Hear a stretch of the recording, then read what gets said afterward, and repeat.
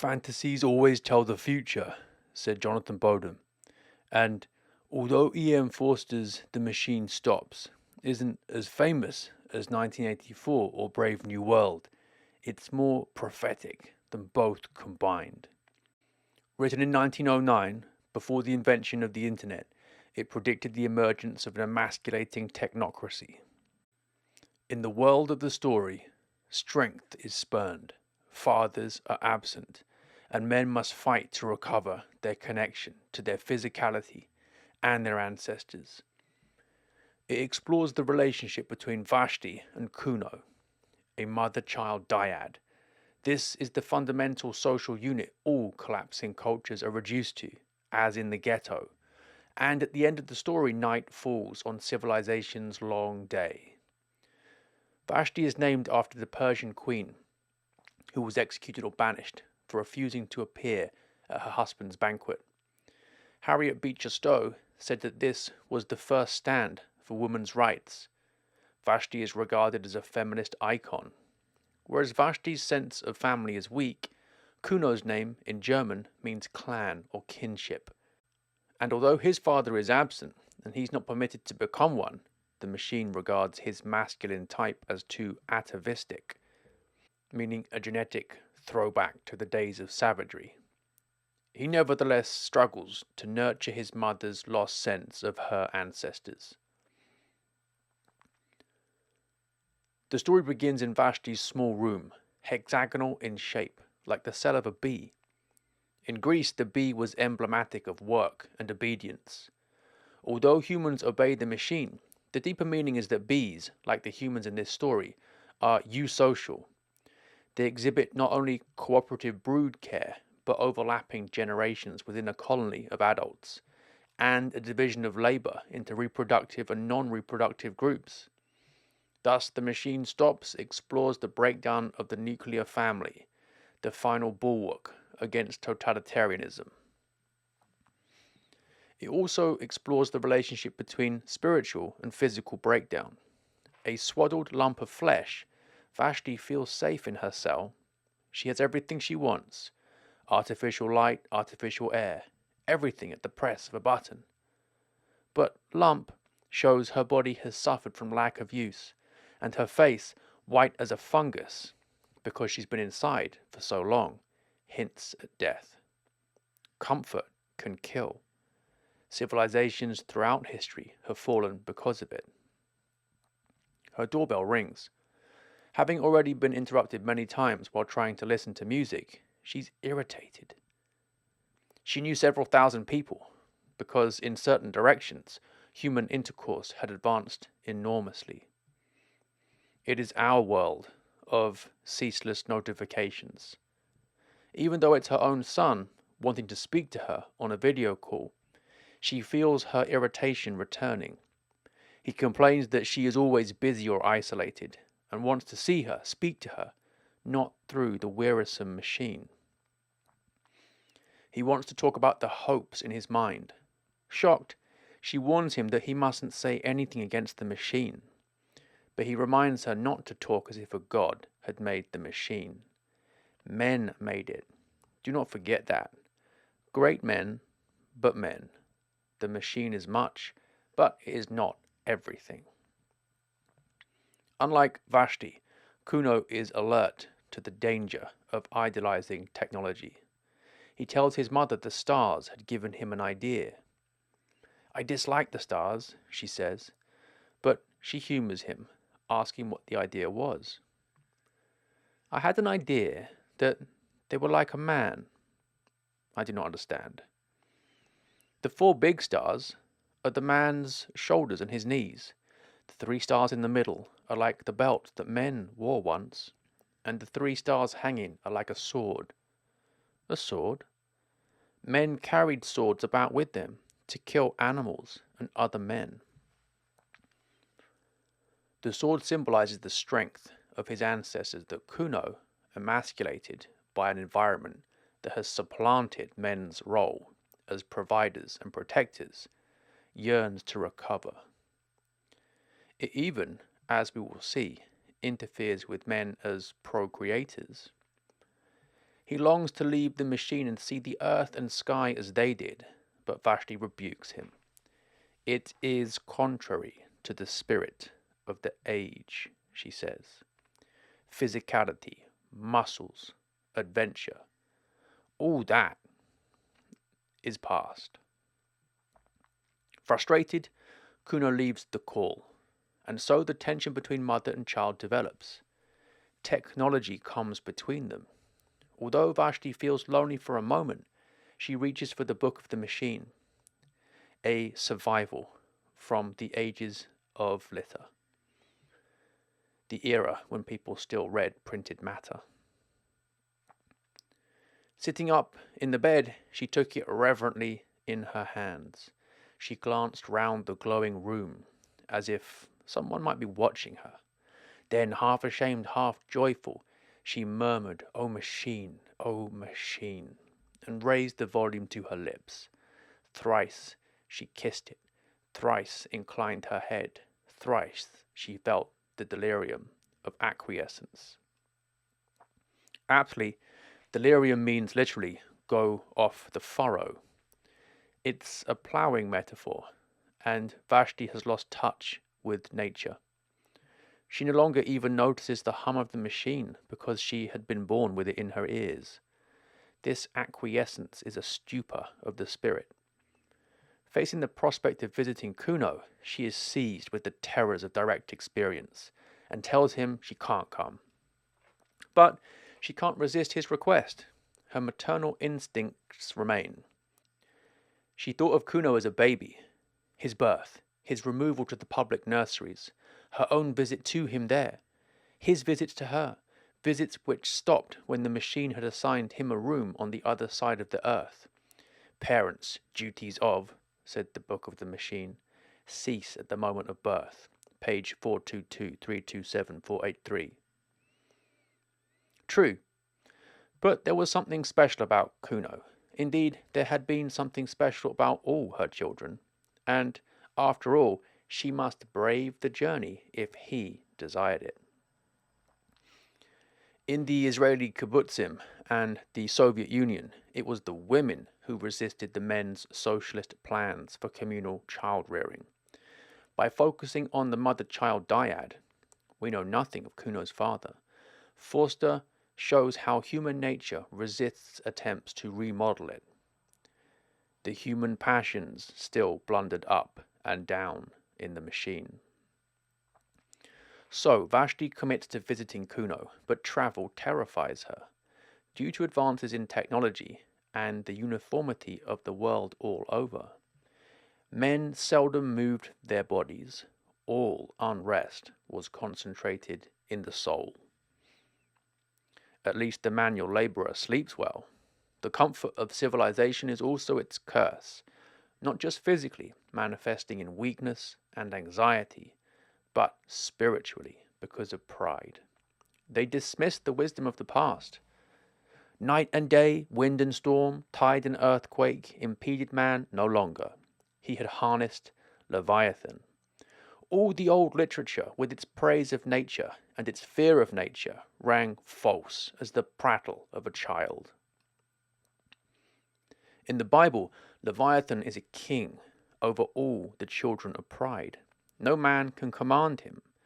But the aim of the Enlightenment was to make men masters and possessors of nature, as Francis Bacon put it. A symbol of God's creative power, Leviathan is subjugated here, but only ostensibly.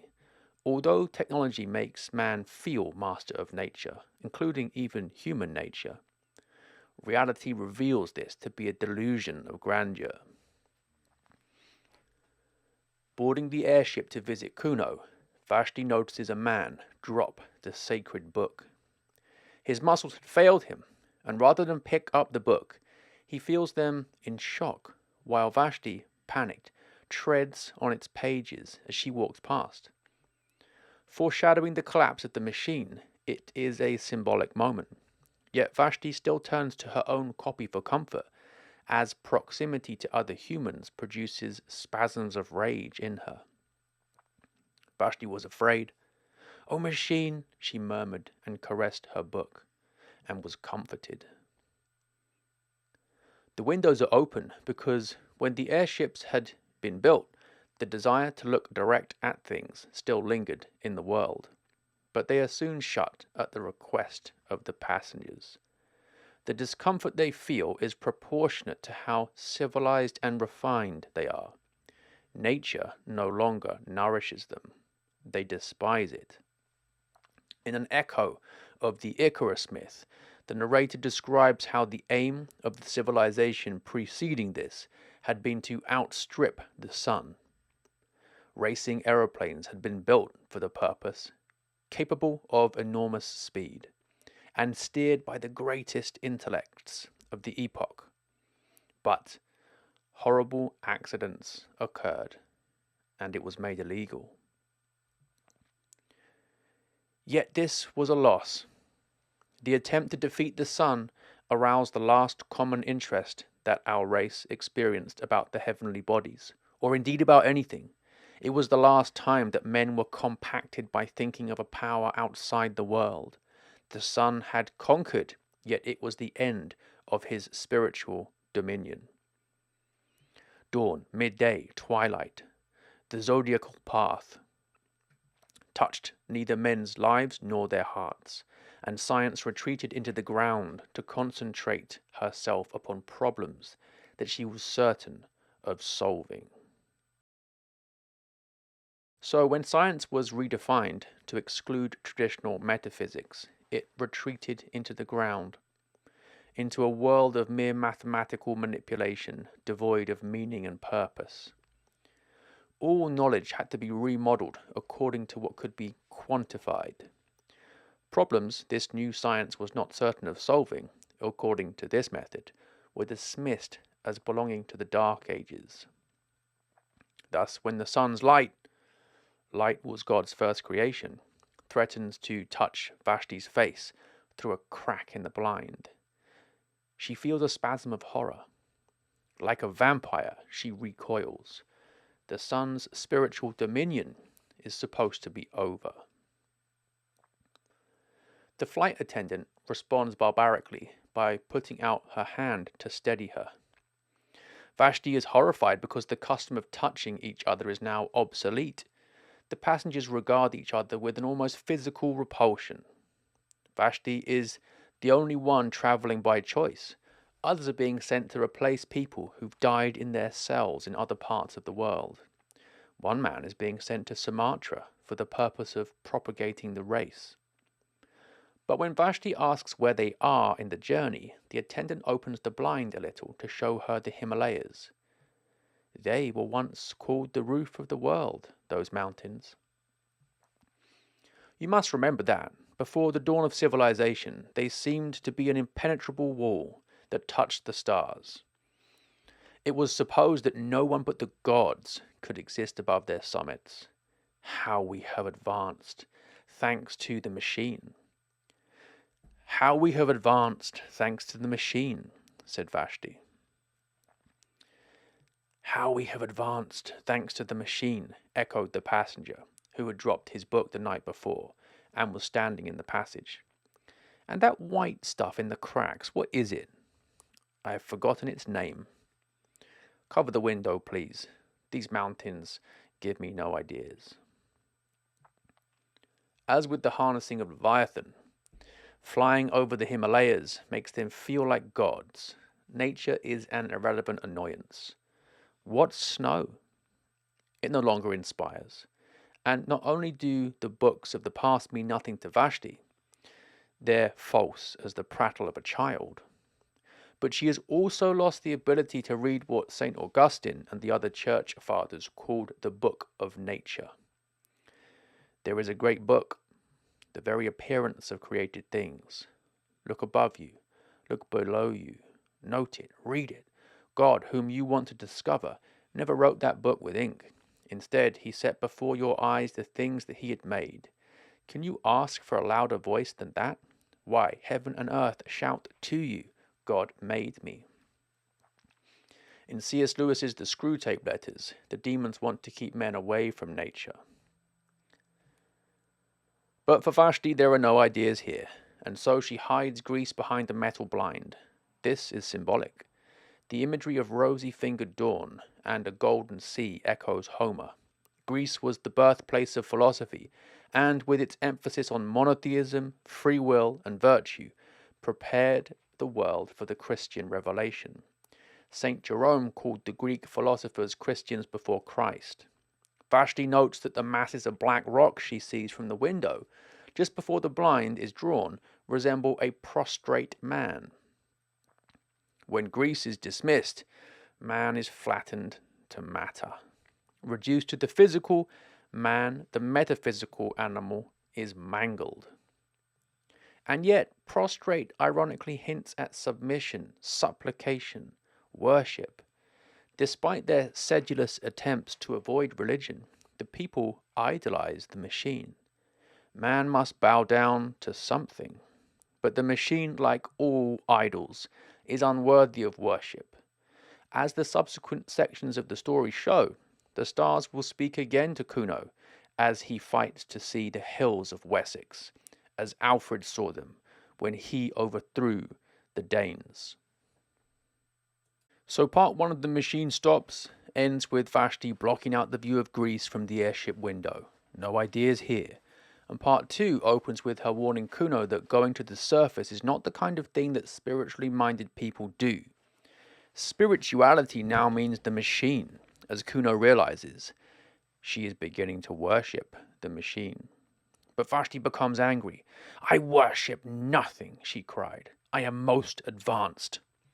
Kuno has hit a nerve, making her defensive. This worsens when he tells her the news he wanted her to visit him in person to hear. He's been to the surface. "No, it can't be possible. The book says so." "Well," Kuno replies, "the book's wrong, for I have been out on my feet."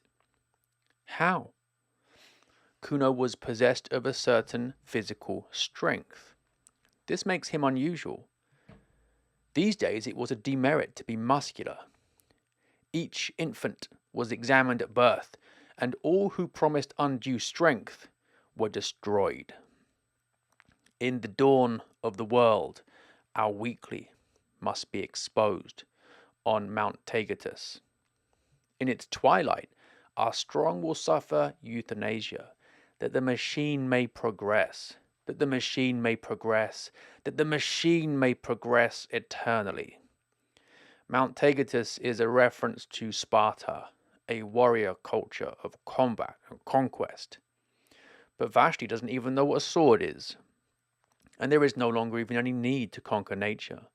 Leviathan is harnessed. Man must be adapted to his surroundings, must he not? With too much comfort, you become a swaddled lump of flesh, as Vashti was described at the beginning of the story. No pressure, no diamond. But this is not the only reason.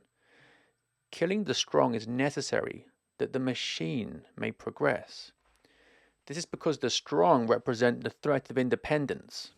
The machine weaponizes its worshippers' weakness. It wants them to sacrifice their souls for comfort. Thus, Kuno correctly complains, "We have lost a part of ourselves." I determined to recover it, and I began by walking up and down the platform of the railway outside my room, up and down, until I was tired, and so did recapture the meaning of near and far. Man is the measure. That was my first lesson. Man's feet are the measure for distance.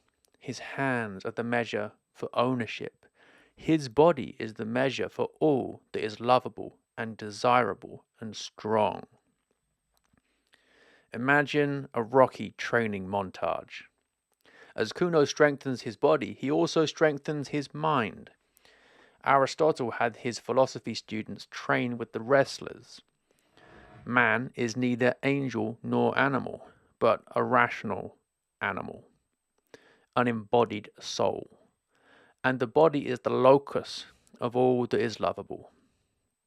This is a vision of incarnation, not Vashti's vision of a disembodied dystopia, where people have become too civilized to touch each other, where mothers refuse even to hug their own children.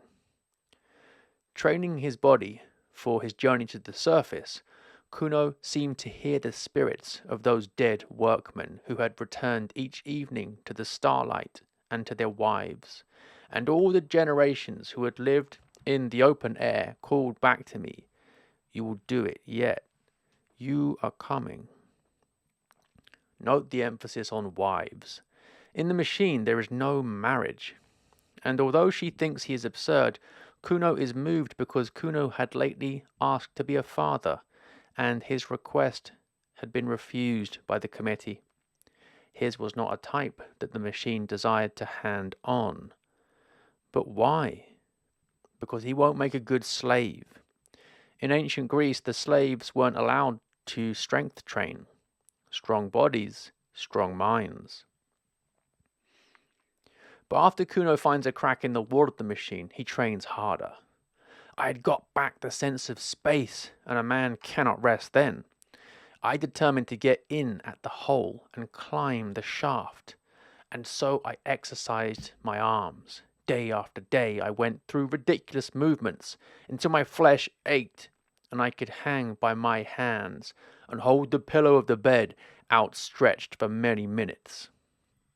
The pillow, so light, designed for comfort, has now, in Kuno's rebellion against what this world expects of him, become a resistance training tool. You have to start somewhere. Freedom must be paid for with the flesh. And in training until his flesh ached, Kuno reconnects with his ancestors. The spirits of the dead comforted me. I don't know what I mean by that. I just say what I felt. I felt for the first time that a protest had been lodged against corruption, and that even as the dead were comforting me, so I was comforting the unborn. Had I been strong, I would have torn off every garment I had and gone out into the outer air unswaddled. Note the echo in unswaddled of Vashti as the swaddled lump of flesh at the start of the story. Kuno rejects infantilization in the technological womb that threatens to become the tomb of his potential. His body links him to the past, the dead, and future, the unborn. It must be honored. Climbing up the ventilation shaft, he finds a ladder made of some primeval metal. From the Latin primevus, early in life, youthful. This captures how Kuno is revivified by his efforts. He wonders whether our ancestors ran up and down it a dozen times daily in their building, and his hands bleed.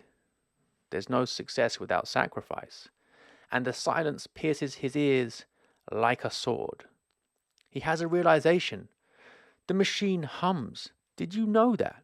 Its hum penetrates our blood and may even guide our thoughts. Who knows? I was getting beyond its power. The soporific spell of the machine is breaking. The sword echoes his vision of the stars, of the time when men carried swords about with them. Listening to his story, Vashti knows it is hopeless. Tears gathered in his mother's eyes. She knew that he was fated. If he did not die today, he would die tomorrow. There was not room for such a person in the world. And with her pity, disgust mingled. She was ashamed at having borne such a son. She, who had always been so respectable and so full of ideas. Was he really the little boy to whom she had taught the use of his stops and buttons, and to whom she had given his first lessons in the book? The very hair that disfigured his lip showed that he was reverting to some savage type. On atavism, the machine can have no mercy. In biology, atavism, Latin atavus, ancestor, forefather, is the reversion by influence of heredity to ancestral characteristics, Resemblance of a given organism to some remote ancestor. Return to an early or original type. Mustached Kuno, already unusually physically strong compared to the others, has accelerated this with his training. And masculinity isn't welcome. Beckoned by ancestral voices in the darkness, he makes a final jump to catch the rungs of a ladder. I hung tranced over the darkness and heard the hum of these workings as the last whisper in a dying dream. Not with a bang, but a whimper, as T.S. Eliot said, that is how the world ends. But outside the machine are the hills. To me they were living, and the turf that covered them was a skin, under which their muscles rippled, and I felt that those hills had called with incalculable force to men in the past, and that men had loved them. Now they sleep, perhaps forever. They commune with humanity in dreams. Happy the man, happy the woman who awakes the hills of Wessex, for though they sleep, they will never die. This is St. Augustine's great book, the very appearance of created things. And Kuno knows Wessex was once an important state. Its kings held all the southern coast. It symbolizes then the fighting spirit of preserving your heritage and handing it down to posterity. And so Kuno's voice rose passionately. Cannot you see, cannot all you lecturers see, that it is we that are dying, and that down here the only thing that really lives is the machine? We created the machine to do our will, but we cannot make it do our will now. It has robbed us of the sense of space and of the sense of touch. It has blurred every human relation and narrowed down love to a carnal act. It has paralyzed our bodies and our wills, and now it compels us to worship it. The machine develops, but not on our lines. The machine proceeds, but not to our goal. We only exist as the blood corpuscles that course through its arteries, and if it could work without us, it would let us die. Oh, I have no remedy, or at least only one, to tell men again and again that I have seen the hills of Wessex as Alfred saw them when he overthrew the Danes.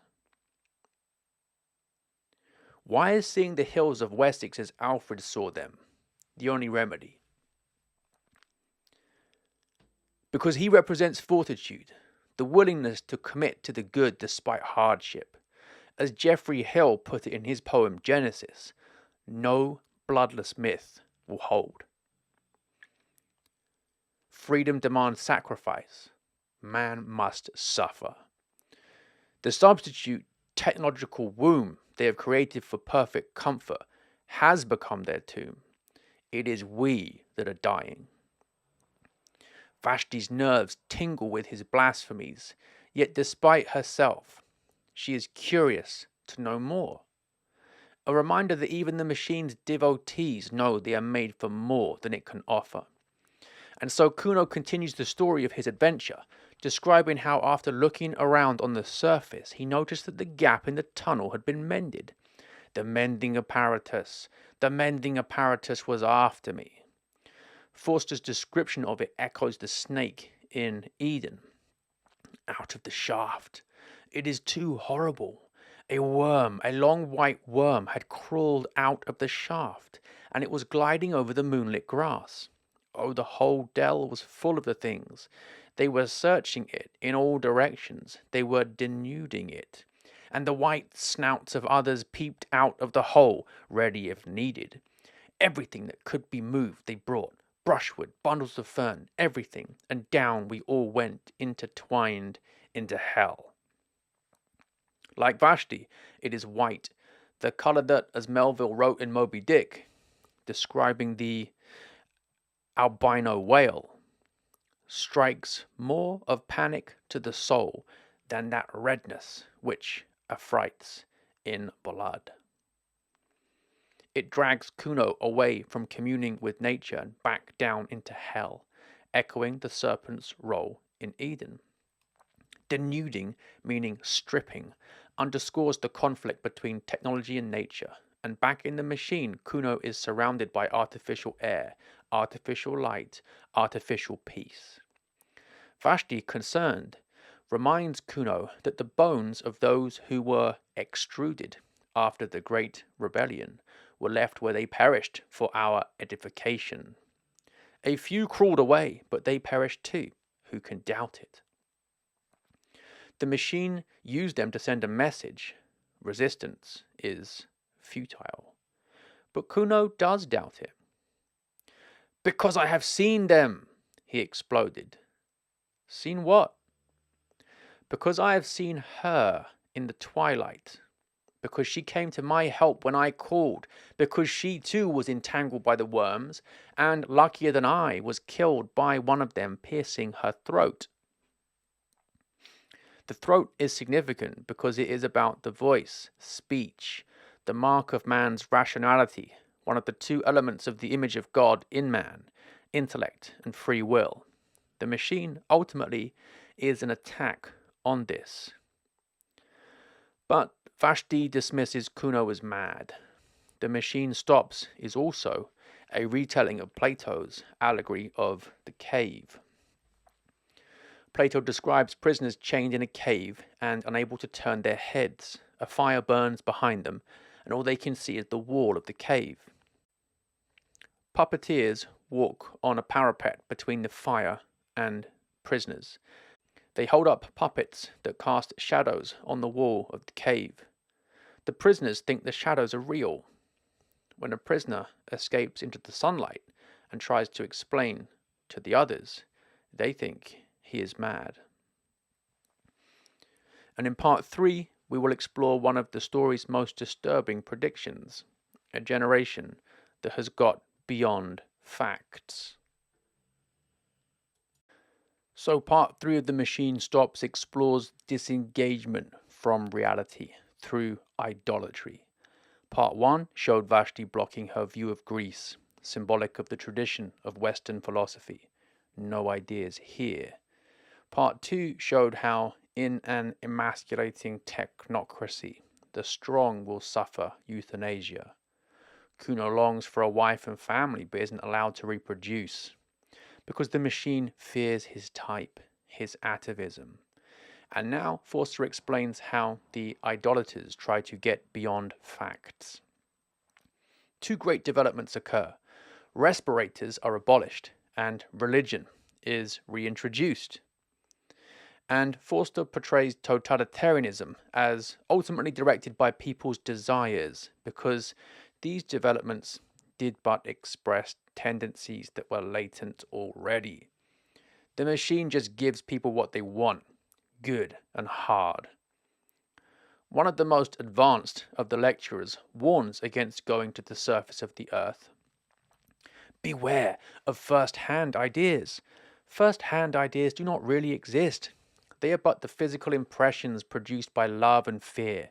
And on this gross foundation, who would erect a philosophy?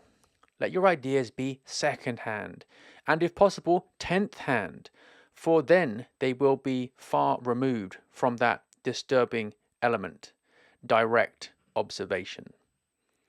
And in time, his voice rose, there will come a generation that had got beyond facts, beyond impressions, a generation absolutely colourless, a generation seraphically free from taint of personality, which will see the French Revolution not as it happened, nor as they would like it to have happened, but as it would have happened had it taken place in the days of the machine.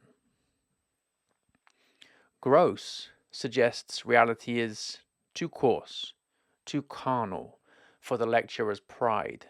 To be human, in fact, is to suffer the taint of personality, its contamination, its corruption. Instead, he wants to be seraphically free from it, meaning angelically. They fled from nature because they couldn't master the sun, an affront to their pride. Now they flee from human nature too. And ideology means theory now begins to determine reality. They don't study how the French Revolution actually happened, but only how it would have happened had it taken place in the days of the machine.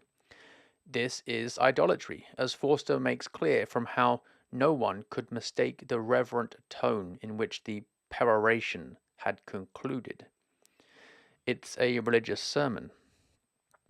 Man can't escape worshipping something, because that's what he's made for. Hence the lecturer finds a responsive echo in the heart of each of his listeners. Those who had long worshipped silently now began to talk. They described the strange feeling of peace that came over them when they handled the book of the machine, the ecstasy of touching a button. The machine is omnipotent, eternal, blessed is the machine. Man, as Dostoevsky said, must bow down to something. And yet the word religion was sedulously avoided, despite only retrogrades not worshipping the machine as divine.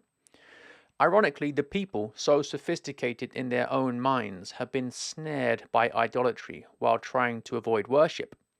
Sedulously comes from the Greek doulos, meaning ruse or snare. And it happened through pride. Humanity, in its desire for comfort, had overreached itself. It had exploited the riches of nature too far. Quietly and complacently, it was sinking into decadence. And progress had come to mean the progress of the machine. Their comfort is their curse, because man is saved only via the cross. Hence Vashti believed that she was growing more spiritual, yet did not mind much when her friends died. And she would sometimes ask for euthanasia herself. She suffers from acedia or sloth, as the psalmist says, their soul abhorred all manner of meat. Psalm 106:18. Yet still she cannot imagine the machine could ever stop. So when Kuno tells her it's stopping, she says his remark would be impious if it was not mad. And Vashti's friend says, the phrase conveys nothing to me. The machine is their reality, so even when signs of its breakdown finally become apparent, the moldy artificial fruit, the bath water that begins to stink, and the defective rhymes that the poetry machine begins to emit, they ignore them. The human tissues in that latter day had become so subservient that they readily adapted themselves to every caprice of the machine. This image of the subservient body reminds us of how each infant was examined at birth, and all who possessed undue physical strength were destroyed. Kuno, who trained himself to recover the strength to journey to the surface, isn't allowed children because his type isn't one the machine wants to pass on. Yet after the failure of the sleeping apparatus, the discontent grew, for mankind was not yet sufficiently adaptable to do without sleeping. They are, after all, creatures humbled by the body, not the seraphim they aspire to be. But the committee of the mending apparatus now came forward and allayed the panic with well-chosen words. Through words the devil ensnared Eve, and through words the machine ensnares man. Under the seas, beneath the roots of the mountains, ran the wires through which they saw and heard, the enormous eyes and ears that were their heritage, and the hum of many workings clothed their thoughts in one garment of subserviency. Only man, the rational animal, possesses language because it's a sign of his intellect, part of the image of God in him, from which comes his capacity for abstract thought. But the corruption of the highest becomes the lowest, and what is rightly ordered towards freedom in the word becomes a disordered garment of subserviency. Had he been strong enough, remember, Kuno would have gone to the surface naked. When the machine finally stopped, with the cessation of activity came an unexpected terror: silence. Many thousands of people died instantly. The steady hum of the machine, having surrounded them since birth, was to the ear what artificial air was to the lungs. Addiction to the machine has weakened them. Although Vashti survived the silence, agonizing pains shot across her head. Yet this silence behind all the uproar is the silence which is the voice of the earth and of the generations who have gone. Kuno was strong enough to survive it, even though he says it pierced my ears like a sword. It is an echo of the 3 stars hanging that Kuno thought looked like a sword, reminding him of the time when men carried swords about with them, a time when men knew the bill for freedom must be paid in blood. But it is too late now. Echoing the long white worm gliding over the moonlit grass in the glade when the mending apparatus came to pull Kuno back down into the machine, a tube oozed towards Vashti in serpent fashion. As the darkness fell, she knew that civilization's long day was closing. Man has fallen through comfort, and Vashti realizes too late that some kind of sacrifice is necessary to make amends. Vashti continued to whirl like the devotees of an earlier religion, screaming, praying, striking at the buttons with bleeding hands. It was thus that she opened her prison and escaped. Escaped in the spirit. At least, so it seems to me, ere my meditation closes.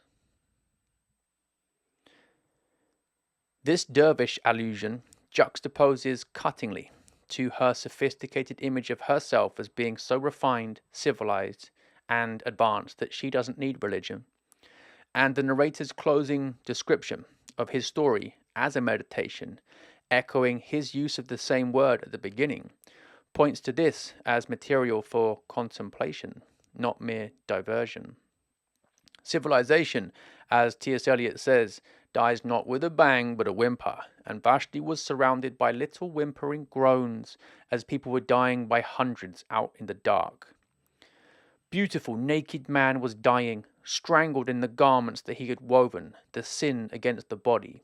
It was for that they wept in chief, the centuries of wrong against the muscles and the nerves, and those 5 portals by which we can alone apprehend, glossing it over with talk of evolution until the body was white pap, the home of ideas as colourless, last sloshy stirrings of a spirit that had grasped the stars. The 5 portals of the 5 senses echoes the advanced lecturer's attempt to get beyond facts and first-hand impressions because they are too gross. Man, however, is an embodied creature, not an angel. As Aquinas said, nothing is in the intellect that was not first in the senses. Using the intellect, man abstracted from the senses and soared with a spirit that grasped the stars. But the attempt to rise above the body, denying it, has left it white pap, an echo of Vashti's lump of flesh at the beginning. For Kuno, however, we die, but we have recaptured life, as it was in Wessex when Alfred overthrew the Danes. We know what they know outside, they who dwelt in the cloud that is the colour of a pearl. Echoing the image of the pearl in the Bible, and Muslims too refer to the pearl as a symbol of heaven. This suggests only suffering forms spiritual beauty. Alfred did not sink into decadence. Vashti fears that some fool will start the machine again tomorrow, but Kuno confidently replies, never. Humanity has learnt its lesson. And the final image is of the machine being broken like a honeycomb as an airship sailed in through the vomitory into a ruined wharf. This pointedly recalls the opening description of Vashti's room as being like the cell of a bee, and the airships earlier in the story were a symbol of man's pride as he attempted to outpace the sun, crashing like Icarus. Now they are the final symbol of its fall. It crashed downwards, exploding as it went, rending gallery after gallery with its wings of steel. Yet, the concluding image of the scraps of untainted sky that Vashti and Kuno see before joining the nations of the dead offers an image of the beauty of what Augustine called the book of nature, as the book of the machine burns. There is a great book, the very appearance of created things. Look above you, look below you. Note it, read it.